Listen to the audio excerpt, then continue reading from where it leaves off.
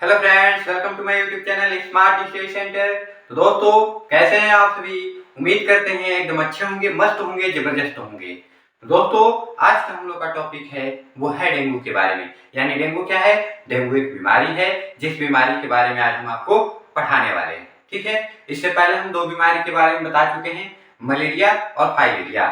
यदि आपने उस बीमारी को नहीं देखा है तो वीडियो का लिंक हम डिस्क्रिप्शन बॉक्स में दे देंगे, वहां से आप उस वीडियो को देख लीजिएगा। ठीक है, तो डेंगू स्टार्ट करने से पहले आपसे एक छोटी सी रिक्वेस्ट करते हैं, यदि वीडियो अच्छी लगी तो लाइक कर दीजिएगा, कमेंट कर दीजिएगा, शेयर कर दीजिएगा अपने फ्रेंड्स को। और यदि आप हमारे चैनल पर नए नए आए हैं तो चैनल को सब्सक्राइब कर दीजिएगा, साथ ही साथ बेल आइकन को प्रेस कर दीजिएगा, ताकि जब भी मैं कोई नया वीडियो अपलोड करूं उसका नोटिफिकेशन आपको मिल जाए।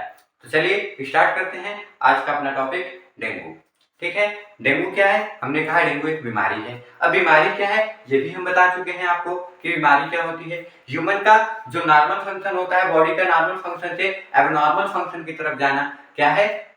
डिजीज है, बीमारी है। ठीक है, तो डेंगू क्या है? एक बीमारी है। यानी बॉडी का जो नॉर्मल फंक्शन है वो नॉर्मल फंक्शन कैसा हो गया है? एबनॉर्मल फंक्शन हो गया है। किसकी वजह से?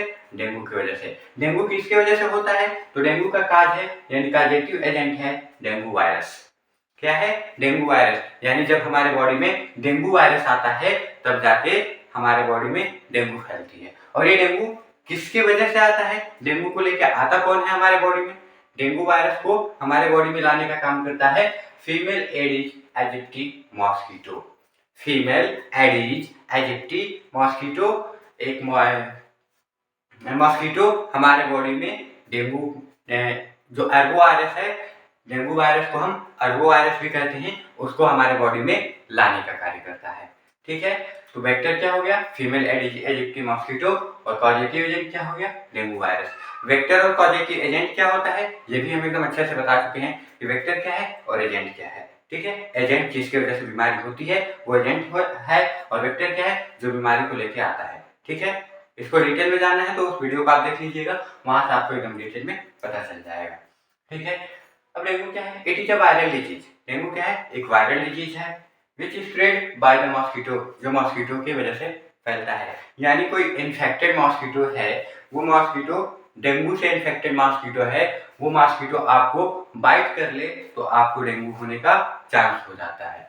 ठीक है, डेंगू ज्यादा सीवियर भी होता है और कुछ कंडीशन में माइल्ड भी होता है। यानी आपका डेंगू की वजह से कभी कभी व्यक्ति की मृत्यु भी हो जाती है, कुछ कंडीशन में लोग बच भी जाते हैं। ठीक है, लगभग यदि हम बात करें तो 5% में से 1% सीवियर वाला होता है। यानी 5% में से लगभग डेंगू का 1% ऐसा ही मिलेगा जिसको सीवियर डेंगू हुआ होगा। ठीक है, तो डेंगू क्या है? वायरल डिजीज है। यानी इसको हम कह सकते हैं वायरल डिजीज है, तो ये कम्युनिकेबल डिजीज भी है। कम्युनिकेबल डिजीज क्या है? तो कम्युनिकेबल डिजीज जो एक दूसरे के कांटेक्ट में आने से फैलती है बीमारी, वो कम्युनिकेबल डिजीज है। इसके भी वीडियो हम बना चुके हैं, यदि उस वीडियो को नहीं देखा है तो वीडियो देख लीजिएगा। ठीक है, तो वायरल डिजीज है, किसकी वजह से फैली? मॉस्किटो। इंक्यूबेशन पीरियड कितना है इसका? यानी 3 to 10 डेज इंक्यूबेशन पीरियड है इसका। 3 से 10 दिन में ये बीमारी आपके बॉडी में दिखने लगेगी। यानी जैसे मॉस्किटो काट के गया, सपोज मान लीजिए अभी आपको मॉस्किटो काट के गया, तो ये मत समझिएगा कि एकदम तुरंत आपको डेंगू हो जाएगा। ठीक है, मॉस्किटो आज काट के गया है तो आज से 3 दिन के बाद हो सकता है कि डेंगू का सिम्टम आपके बॉडी में दिखे। 3 से 10 दिन का टाइम लगेगा आपके बॉडी में उसका सिम्टम दिखने में, लगभग 1 हफ्ता का समय लगेगा, जो जब तक उसका सिम्टम आपके बॉडी में ना आए। ठीक है, तो ये इंक्यूबेशन पीरियड है। डायग्नोसिस कैसे कर सकते हैं हम डेंगू का? तो डेंगू का डायग्नोसिस एकदम सिंपल है, थ्रोम्बोसाइटोपेनिया। मतलब आप अपने से तो नहीं कर पाएंगे, लेकिन हाँ आपको फील होने लगेगा थ्रोम्बोसाइटोपेनिया। डायग्नोसिस का इसका सिम्टम है थ्रोम्बोसाइटोपेनिया। यानी जब डेंगू किसी व्यक्ति को होगा तो उसे क्या होगा? थ्रोम्बोसाइटोपेनिया होगा। थ्रोम्बोसाइटोपेनिया क्या है? To decrease number of platelets. यानी जब बॉडी में प्लेटलेट्स की संख्या कम होगी तो समझ जाइए कि उसके बॉडी में क्या है? डेंगू फीवर है। ठीक है, जरूरी नहीं है कि सिर्फ डेंगू में ही प्लेटलेट डाउन होता है, और भी चीजें हैं जैसे ब्लड इन्फेक्शन हो गया उसमें भी प्लेटलेट डाउन होता है। ठीक है, तो अब इसका आप जैसे मान लीजिए आपके बॉडी में प्लेटलेट्स की कमी है तो इसका सीधा सा मतलब ये मत लगा लीजिए कि आपको डेंगू हुआ है, उसका डायग्नोसिस करा लीजिए। ठीक है, डायग्नोसिस कराने से आपको क्लियर पता चल जाएगा कि हाँ आपको डेंगू हुआ है कि नहीं हुआ है, या फिर कोई और भी प्रॉब्लम है। ठीक है, हालांकि डेंगू में थ्रोम्बोसाइटोपेनिया होता है, डिक्रीज नंबर ऑफ प्लेटलेट्स, यानी प्लेटलेट्स की संख्या में कमी हो जाएगी। ठीक है, आज का आपके लिए क्वेश्चन है, कमेंट बॉक्स में कमेंट करिएगा कि नॉर्मल प्लेटलेट्स रेंज कितना होता है। ठीक है, नॉर्मल किसी व्यक्ति का नॉर्मल प्लेटलेट्स रेंज कितना होता है। ठीक है, अब हम बात करते हैं डेंगू 3 टाइप्स, यानी टाइप ऑफ डेंगू। डेंगू के कितने टाइप होते हैं, तो मोस्ट रूप से डेंगू के 3 टाइप्स होते हैं, यानी 3 प्रकार का डेंगू पाया जाता है। कौन कौन से वो प्रकार हैं, तो पहला प्रकार है हम लोग का क्लासिकल डेंगू। क्या बोलते हैं हम इसे, क्लासिकल डेंगू। दूसरा क्या है, dengue haemorrhagic fever without shock. तीसरा क्या है, dengue haemorrhagic fever with shock. ये 3 प्रकार के डेंगू है। ठीक है, तो चलिए सबसे पहले हम बात कर लेते हैं क्लासिकल डेंगू। क्लासिकल डेंगू क्या है, तो क्लासिकल डेंगू को हम क्या बोलते हैं, आल्सो नोन एज ब्रेकबोन फीवर, यानी हिंदी में हम बोले तो हड्डी तोड़ बुखार। किसे बोला जाता है, क्लासिकल डेंगू को हम बोलते हैं हड्डी तोड़ बुखार। यानी क्लासिकल डेंगू में पेशेंट के जो बोन होता है, जो हड्डी होता है, उसमें बहुत ज्यादा पेन होता है। ठीक है, यानी जो भी व्यक्ति का बोन है और बोन का जो ज्वाइंट है उसमें बहुत ज्यादा उसको क्या होता है, पेन होता है। क्लासिकल डेंगू का सिम्टम और क्या है, देखिए चिल्ड यानी पेशेंट बहुत ज्यादा कोल्ड हो जाएगा। हाई फीवर यानी पेशेंट को बहुत ज्यादा तेज फीवर होगा। इसके साथ क्या होगा, हेडेक होगा, यानी पेशेंट का बहुत भयानक सर दर्द होता है। Muscles and joint pain, muscle में भी दर्द होगा, उसके ज्वाइंट में भी दर्द होगा।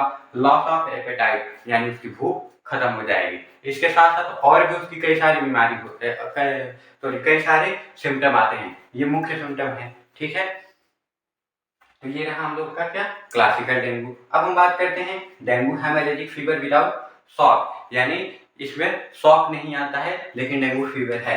इसमें क्या सिम्टम होता है, नोज ब्लीडिंग, यानी उसके नाक से ब्लीडिंग होने लगेगी। हेमरेजिक मतलब हेमरेज में होता है बहना, ब्लड का बहना, यानी ब्लड का क्लॉट नहीं होना, बहना। तो क्या होगा, नोज ब्लीडिंग, यानी उसके नाक से ब्लीडिंग आने लगेगी। गम ब्लीडिंग होने लगेगा, यानी जो उसके मसूड़े हैं, मसूड़ों से ब्लीडिंग आने लगेगी, खून आने लगेगा। वॉमिटिंग विथ ब्लड, यानी ब्लड की वॉमिटिंग होगी, उल्टी होगी। ठीक है, किसमें, dengue haemorrhagic fever without shock में। ठीक है, तो ये रहा दूसरा टाइप इसका। तीसरा टाइप क्या है, dengue haemorrhagic fever with shock. Dengue haemorrhagic fever with shock, dengue haemorrhagic fever with shock में क्या होता है, it is last stage of dengue. Dengue का सबसे लास्ट स्टेज है, यानी इस कंडीशन में जब व्यक्ति पहुंच जाता है तो व्यक्ति का ज्यादातर चांस होता है कि वो एक्सपायर हो जाए, डेथ कर जाता है। ठीक है, तो ये क्या होता है तीसरा, तो तीसरा क्या है, देखिए इसका सिम्टम क्या है, सिम्टम पल्स वीक, यानी जो पल्स होती है बहुत कमजोर हो जाती है। साथ ही साथ कोल्ड स्किन पूरी ठंडी हो जाती है। अनकॉन्शियस विथ शॉक, और पेशेंट अचेतना में पहुंच जाता है। किसके साथ, शॉक भी आता है, उसको झटके भी आते हैं, उसके साथ साथ अचेतना पहुंच जाता है। और धीरे धीरे हो सकता है कि अगर ट्रीटमेंट ना मिल सके अच्छा, तो व्यक्ति डेथ भी कर जाता है। तो ये लास्ट स्टेज है डेंगू का। तो डेंगू का 3 स्टेज हम बता दिए, classical stage, dengue haemorrhagic without shock, और डेंगू हेमोरेजिक विथ शॉक। ये 3 स्टेज हैं। 3 में से सबसे खतरनाक स्टेज कौन है, तीसरा है, और सबसे नॉर्मल स्टेज कौन है, पहला है। ठीक है, अब हम बात कर लेते हैं प्रिवेंशन एंड कंट्रोल, यानी हम डेंगू को फैलने से कैसे बचा सकते हैं, किसी व्यक्ति को होने से कैसे बचा सकते हैं, किसी को हो गया तो उसे हम कैसे बचा सकते हैं। ठीक है, देखिए डिस्ट्रक्शन ऑफ मॉस्किटो, इसका प्रिवेंशन सबसे अच्छा प्रिवेंशन है कि मॉस्किटो का डिस्ट्रक्शन कर दीजिए, मॉस्किटो को डिस्ट्रॉय कर दीजिए, नष्ट कर दीजिए। ठीक है, अब मॉस्किटो को डिस्ट्रॉय करना है तो अब ऐसा नहीं कि मॉस्किटो के पीछे लेके पड़ जाइए, वाल जो भी है उसको लेके पड़ जाए, नहीं। कितना भी आप मॉस्किटो को डिस्ट्रॉय करेंगे तो सारे मॉस्किटो को डिस्ट्रॉय नहीं कर पाएंगे। ठीक है, लेकिन हाँ इतना कर सकते हैं कि आपकी जो आसपास की गंदगी है, जिसकी वजह से हो सकता है कि मॉस्किटो फैल रहे हों, उस एरिया को, उस साइड को खत्म कर दीजिए, जिसकी वजह से मॉस्किटो फैले ना। जैसे मान लीजिए हो सकता है कि आपके घर में कहीं या फिर आपके घर के अगल बगल पानी का जमाव हो, तो उस पानी को बेटर करिए कि या तो बहा दीजिए वहां से पानी जहाँ पे रुके ना, या फिर रुकने लायक है तो उस पानी को ढक दीजिए। ठीक है, तो ये सबसे अच्छा उपाय है। दूसरा, यूज मॉस्किटो नेट का यूज कर लीजिए। ठीक है, इसके साथ साथ कॉइल का यूज कर लीजिए। जितने भी तमाम तरह के मॉस्किटो रिप्लेसमेंट आ रहे हैं उनका यूज करिए, जिसकी वजह से मॉस्किटो आपको बाइट न करे। तो इसका मेन काज क्या है, मॉस्किटो है। मॉस्किटो ही इस बीमारी को लेके आ रही है। जब मॉस्किटो से आप बचे रहेंगे तो आपको डेंगू होने का चांस है ही नहीं। ठीक है।